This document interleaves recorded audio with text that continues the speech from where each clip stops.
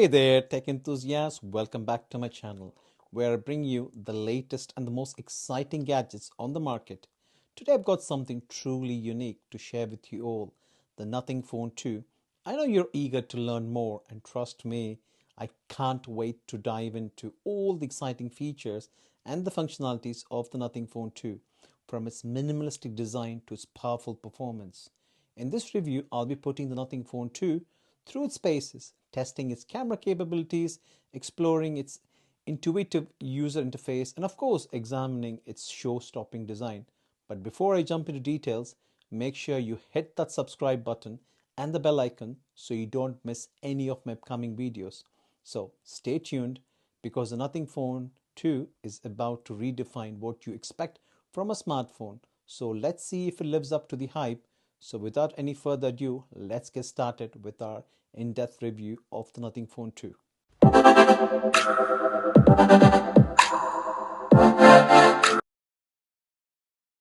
So let's start with the most striking aspect of the Nothing Phone 2, which is its simplicity. This smartphone impresses with its clean and minimalistic aesthetics. No flashy logos, just a sleek and a streamlined design that exudes elegance. The front and the back are covered by the Corning Gorilla Glass. One of the standout features of the Nothing Phone 2 is a transparent back with the Glyph LED build. The back panel gives us an interesting take on the phone's innovation, offering a fascinating visual experience. It's just not a gimmick. In terms of build quality, the Nothing Phone 2 feels premium in the hand. The combination of metal and glass gives a sturdy feel, and the attention of detail is evident. The smooth edges and the well-placed buttons add to the overall ergonomic experience, making it comfortable to hold and use for extended periods. At the back, it houses two camera modules, 50 megapixel wide and ultra wide camera, which seamlessly integrates into the overall design.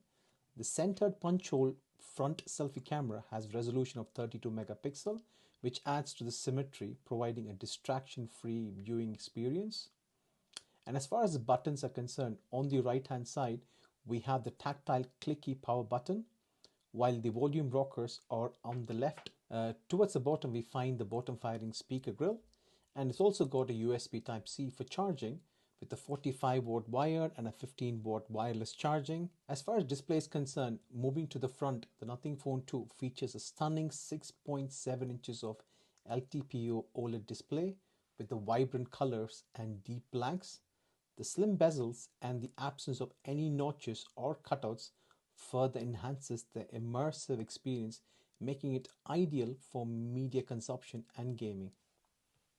And as far as the display is concerned, the display is absolutely amazing, 6.7 inches of display. And since the bezels are it's slim, you can actually see a symmetry. All the four edges of the screen are equally placed, so it's not like one end is bigger or one part of the bezel is smaller. They are quite symmetry, which is actually quite nice to see. And the fingerprint sensor at the bottom is quite fast to response as well. There is no lags or anything like that in the unlocking speed. The unlocking speeds are quite good. And as far as the processor is concerned, this has got the Snapdragon 8 Plus 1 Gen processor. Yes, it might not have the latest Snapdragon Gen 2 processor, but still the Snapdragon 8 Plus 1 Gen processor is still faster, and it's got a 12 gigs of RAM, and along with that up to 120 Hz of refresh rate. The phone feels absolutely fast. There is no lags or anything like that. It feels quicker no matter what application you run. Everything just works absolutely faster without any lags, which is pretty good, I would say, for a modern phone. As you can see, all apps just works absolutely fine. There is no lags or whatever. They are absolutely fine without any lags. The UI actually feels absolutely amazing, purely because it runs on the stock Google experience, so it doesn't has any unnecessary bloatware, which makes the phone run absolutely ideal. As far as the back is concerned, yeah, that's obviously is being the main attraction. The Glyph interface. The Glyph interface, the LED lightings are very good. The reason why I wouldn't say it's a gimmick, It's just purely because it has got a lot of functionality and you can actually optimize it for however you want. There are so many features you can actually use for the glyph interface. Just to show you the lock screen, it has got some cool features. You can actually customize these widgets according to how you want it.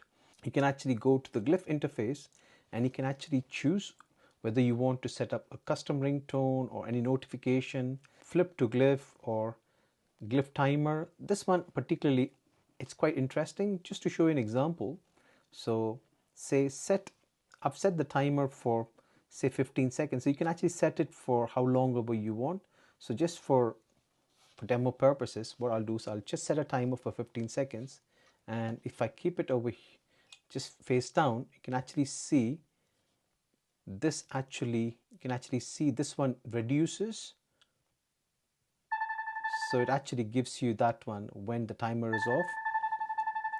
It's actually quite cool. There's something called Composer, so you can actually compose your own kind of a glyph interface if you want, which is something different when you compare to the normal phones which we see these days.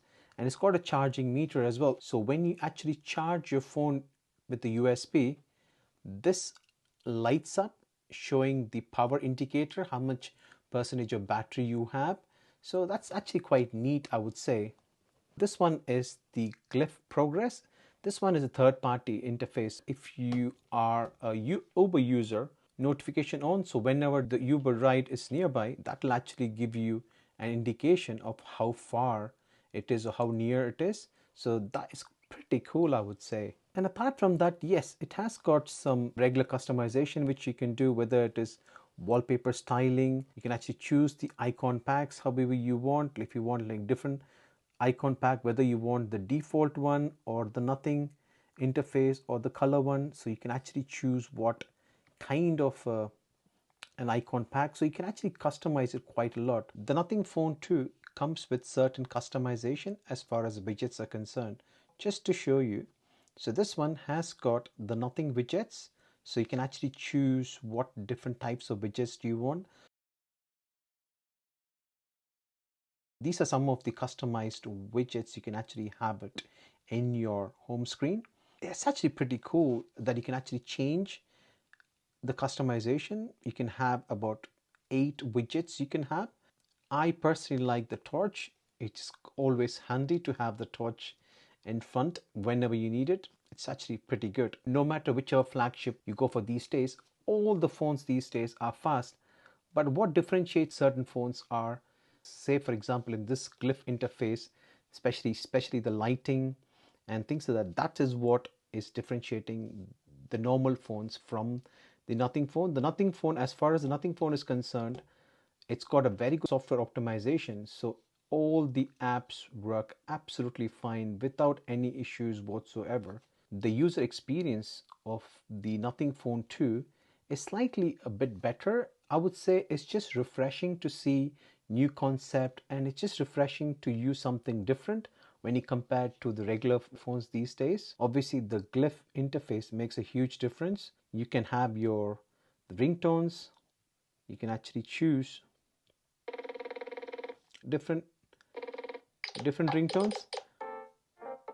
For people who have used Nothing Phone 1 before, this is not something new. This, they have already seen it. But for people who are actually getting this phone for the first time, they will absolutely love to use this one because it's something new to that, because each and every kind of a ringtone you can actually see.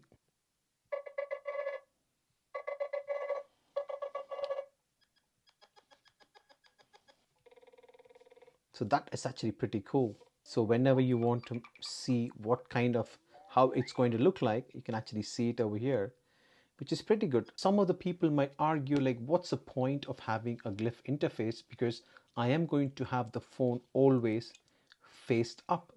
Well, absolutely true. For people who are actually using the phone face up like this, whatever the glyph interface has, it's irrelevant because it's of no use for them. But for people who are going to have the phone face down, any kind of notifications or anything like that, that can actually be shown through the glyph interface, which actually works pretty well. So now talking about the cameras. As far as the camera is concerned, this one has got two cameras, a 50 megapixel wide and a 50 megapixel ultra wide, and obviously the 32 megapixel of front facing camera. So just to test it, we got the test subject. Let's see how they perform. So let's see how it is. We're just taking a picture. It's got a 1x and a 2x zoom. Well, the picture quality is actually in this one is very good. It's true to life. It doesn't has any kind of like oversaturation. So now let's look at some of the photo samples which has been taken from the Nothing Phone 2.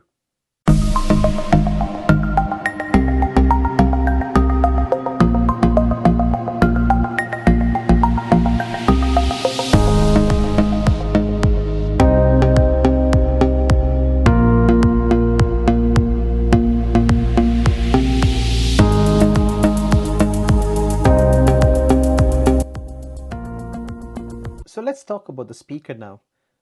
This one has got a bottom firing speakers. So let's check how good the quality of speaker is.